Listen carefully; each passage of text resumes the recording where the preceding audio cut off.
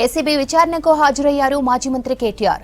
వ్యక్తిగత లాయర్ రామచంద్రరావుతో కలిసి ఏసీబీ ఆఫీస్కు వచ్చారు కేటీఆర్. ఇక దీనికి సంబంధించిన పూర్తి డీటెయిల్స్ ఏసీబీ ఆఫీస్ నుంచి అజయ్ అందిస్తారు.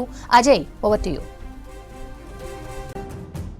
రేసింగ్ కేసు సంబంధించి మాజీ మంత్రి కేటీఆర్ కొద్దిసేపటి క్రితమే బంజారాహిల్స్ లో ఉన్నటువంటి ఏసీబీ కార్యాలయానికి విచారణకు హాజరయ్యారు. విచారణకు హాజరు కావాలి అంటూ కూడా ఏసీబీ అధికారులు రెండోసారి నోటీసులు ఇచ్చిన విషయం తెలిసిందే. సో ఏసీబీ అధికారులు నోటీసులు ఇచ్చిన తర్వాత కేటీఆర్ న్యాయస్థానాన్ని ఆశ్రయించాడు. న్యాయవాదితో విచారణకు హాజరవుతానని చెప్పిన క్రమంలో దానికి సంబంధించి లంచ్ మోషన్ పిటిషన్ దాఖలు చేశారు. లంచ్ మోషన్ పిటిషన్ వాదనలు జరిగిన తర్వాత ఒక న్యాయవాది రామచందర్ అనే న్యాయవాదితో ప్రస్తుతము కేటీఆర్, రామచందర్ అనే న్యాయవాది ఇద్దరు మాత్రమే ఏసీబీ కార్యాలయంలోకి వెళ్లారు. ఏసీబీ కార్యాలయం పరిసర ప్రాంతాలు మొత్తం కూడా పోలీసులు కట్టుదిట్టమైన భద్రత ఏర్పాటు చేశారు. కేటీఆర్ వెంట పెద్ద ఎత్తున ఇటు బీఆర్ఎస్ సంబంధించిన శ్రేణులు కూడా వచ్చిన టైంలో కొంతమేరకు ఇక్కడ లా అండ్ ఆర్డర్కి ఇబ్బందులు ఏర్పడడంతో పాటు కొంతమేరకు శాంతి భద్రతలకు కూడా విఘాతం ఏర్పడుతుందని పోలీసులు భావించి ఎక్కడికక్కడ కట్టుదిట్టమైన భద్రతా ఏర్పాట్లు ఏసీబీ కార్యాలయం పరిసర ప్రాంతాల్లో చేసిన పరిస్థితి ప్రస్తుతము ఏసీబీ కార్యాలయం వద్ద నెలకొంది. ఇక ఫార్ములా ఈ రేసింగ్ సంబంధించి చాలా వరకు ఆరోపణలు తెరపైకి వచ్చాయి. దాని తర్వాత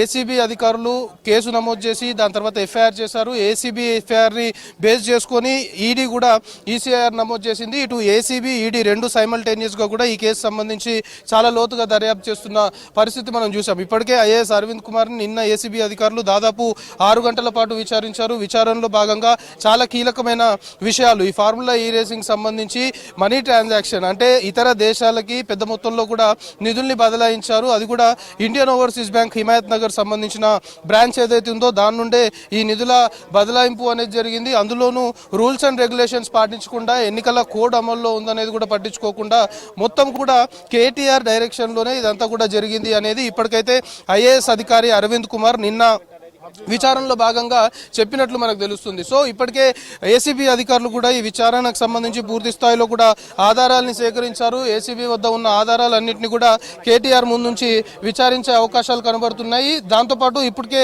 కేటీఆర్తో పాటు అడ్వకేట్ ఎవరైతే లోపలికి వెళ్లారో అడ్వకేట్ విచారణ జరుగుతున్న తీరుని గమనించే వెసులుబాటు మాత్రమే ఉంది. కానీ విచారణ మధ్యలో అడ్వకేట్ ఇన్వాల్వ్ అయ్యే అవకాశం కూడా లేదు. ఎందుకంటే ట్రాన్స్పరెంట్ గా విచారణని గమనించాలి, ఏం జరుగుతుంది అనేది మాత్రమే చూడాలి తప్ప విచారణ జరుగుతున్న టైంలో ఎవరు కూడా విచారణ అధికారి దాంతోపాటు కేటీఆర్ మాత్రమే అక్కడ ఉంటారు అనే డైరెక్షన్స్ కూడా న్యాయస్థానం ఇచ్చింది. సో అదే విధంగా ఇక్కడ ఏసీబీ కార్యాలయంలో కూడా ఏర్పాట్లు చేసిన పరిస్థితి. సో మొత్తానికి ఆడియో వీడియో సంబంధించిన రికార్డింగ్ చేయాలి, ఏదైతే విచారణ జరుగుతుందో అదంతా కూడా రికార్డ్ చేయాలి అనే ఒక ప్రతిపాదన కూడా కేటీఆర్ తీసుకొచ్చాడు. కానీ దానికి న్యాయస్థానం మాత్రం నో చెప్పింది. ఇక ఫార్ములా ఈ రేసింగ్ సంబంధించి మాత్రం పెద్ద ఎత్తున నిధుల బదలాయింపు విషయంలో ఇటు ఫినాన్షియల్ ట్రాన్సాక్షన్స్ అనుకోవచ్చు, ఇతరేతర వాటిపైన పూర్తి స్థాయిలో కూడా ఏసీబీ అధికారులు క్వశ్చన్ చేయనున్నారు. ఇప్పటికే కేటీఆర్ డైరెక్షన్ లోనే కేటీఆర్ చెప్పిన విధంగానే, ఎందుకంటే అప్పుడు బీఆర్ఎస్ ప్రభుత్వం అధికారంలో ఉంది. బీఆర్ఎస్ ప్రభుత్వం అధికారంలో ఉన్నప్పుడే హైదరాబాద్ నడిబొడ్డున ఫార్ములా ఈ రేసింగ్ సంబంధించిన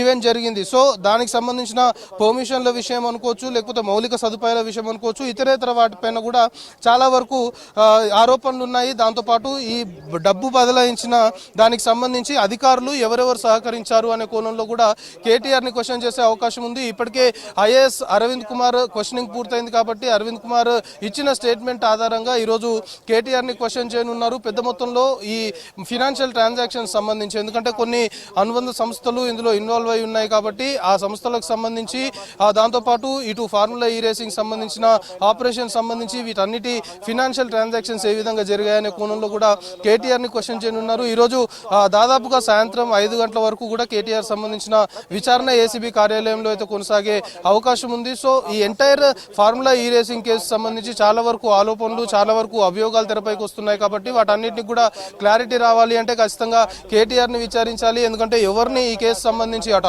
అనుమానితులు కావచ్చు, లేకపోతే నిందితులుగా ఎఫ్ఐఆర్ లో ఎవరైతే చేశారో వారు అందరి నోట వస్తున్నది ఒకటే మాట, కేటీఆర్ చెప్పిన విధంగానే మేము వ్యవహరించాము, రూల్స్ అండ్ రెగ్యులేషన్స్ పాటించకుండా చేస్తున్నాము అని చెప్పినప్పటికీ కూడా అప్పుడు అధికారంలో ఉన్నారు కాబట్టి కేటీఆర్ తన తన ఏదైతే ఆదేశాలు ఇచ్చాడో ఆ ఆదేశాలకు అనుగుణంగానే మేము వెళ్ళాము అనేది అధికారులు ఇప్పటివరకు అయితే చెప్తున్న అంశం. సో ప్రస్తుతానికి వాటన్నిటిని కూడా బేస్ చేసుకొని ఇప్పటికే ఏసీబీ అధికారులు కూడా కొంతవరకు ఎవిడెన్స్ ఈ కేసు సంబంధించి కూడా ఏసీబీ ఆధారాలు గ్యాదర్ చేసింది కాబట్టి వాటిని బేస్ చేసుకొని కూడా కేటీఆర్ని క్వశ్చన్ చేయనుంది. ఏసీబీ వద్ద ఉన్న ఎవిడెన్స్ ఏతున్నాయో వాటన్నిటిని కూడా కేటీఆర్ ముందుంచి విచారించే అవకాశాలు కనబడుతున్నాయి. సో 10 o'clock కేటీఆర్ విచారణకు హాజరయ్యాడు. సో దాదాపు సాయంత్రం 5 o'clock వరకు కూడా ఈ విచారణ కొనసాగే అవకాశం ఉంది. ఒకవేళ విచారణ ఇంకా లేట్ అవుతుందా ఏంటి అనే దానిపైన కూడా ఒక క్లారిటీ రావాల్సింది ఉంది. ఇప్పటికైతే కేటీఆర్తో పాటు న్యాయవాది ఎవరైతే లోపలికి వెళ్ళారో ఇద్దరు సంబంధించిన మొబైల్ ఫోన్స్ కూడా లోపలికి అనుమతించలేదు అధికారులు అనేది మనకు ఆఫ్ ది రికార్డ్ అందుతున్న ఇన్ఫర్మేషన్. ఇక్కడే మొబైల్ ఫోన్స్ అన్నింటిని కూడా డిపాజిట్ చేసిన తర్వాత విచారణ గదిలోకి కేవలము విచారణాధికారి ఎవరైతే ఉన్నారో విచారణాధికారితో పాటు ఇటు కేటీఆర్ సంబంధించి ఇద్దరు మాత్రమే అందులో ఉండి ప్రస్తుతం కొద్దిసేపటి క్రితమే విచారణ అయితే ప్రారంభమైంది. సో చాలా ప్రశ్నలు కూడా ఇప్పటికే విచారణాధికారులు చాలా క్లియర్గా ఈ కేసు సంబంధించి మొత్తం క్లారిటీ రావాలి అంటే కేటీఆర్ నుండి చాలా వరకు ఇన్ఫర్మేషన్ రాబట్టాలని భావిస్తున్నారు. కాబట్టి చాలా క్వశ్చన్స్ కూడా ఇప్పటికే విచారణాధికారులు కూడా ఈ కేసు సంబంధించి పూర్తి స్థాయిలో కూడా రెడీ చేసుకొని ఉండడంతో పాటు ఎవిడెన్స్ ఎస్టాబ్లిష్ చేస్తూ కేటీఆర్ని క్వశ్చన్ చేస్తూ వాటన్నిటికి సంబంధించిన ప్రశ్నలకు సమాధానం రాబట్టే విధంగానే ఏసీబీకి సంబంధించిన విచారణ ఈరోజు కొనసాగుతుంది. సో కొద్దిసేపటి క్రితమే విచారణ ప్రారంభమైంది కాబట్టి ఫస్ట్ ప్రైమరీగా కేసు సంబంధించి ప్రైమరీ ఎస్టాబ్లిష్మెంట్ అనేది ఏసీబీ అధికారులు చేసుకుంటారు. దాని తర్వాత కేసు సంబంధించి ఎవరైతే ఆల్రెడీ ఏసీబీ అధికారులు క్వశ్చన్ చేశారో వాళ్ళు ఇచ్చిన వాంగ్మూలం ఏదైతే ఉందో వాటిని బేస్ చేసుకొని సెకండరీగా క్వశ్చనింగ్ అనేది జరుగుతుంది. దాని తర్వాత ఏసీబీ అధికారుల వద్ద ఇప్పటి వరకు ఈ కేసు సంబంధించి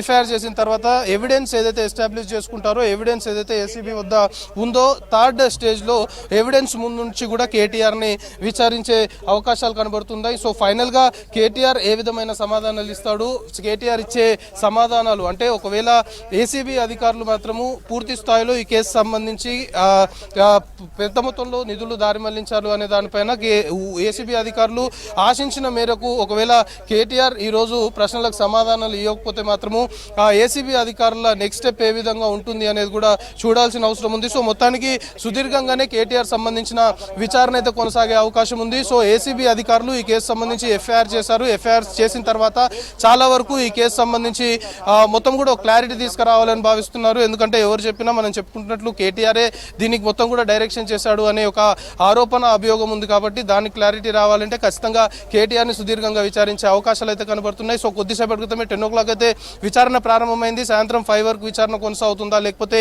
ఇంకా విచారణ సమయం ఎక్స్టెండ్ అవుతుందా, దాని తర్వాత ఏసీబీకి సంబంధించిన నెక్స్ట్ స్టెప్ ఏ విధంగా ఉండబోతుంది ఈ కేసు సంబంధించి అనే ఉత్కంఠ మాత్రం ఇంకా కొనసాగుతుంది.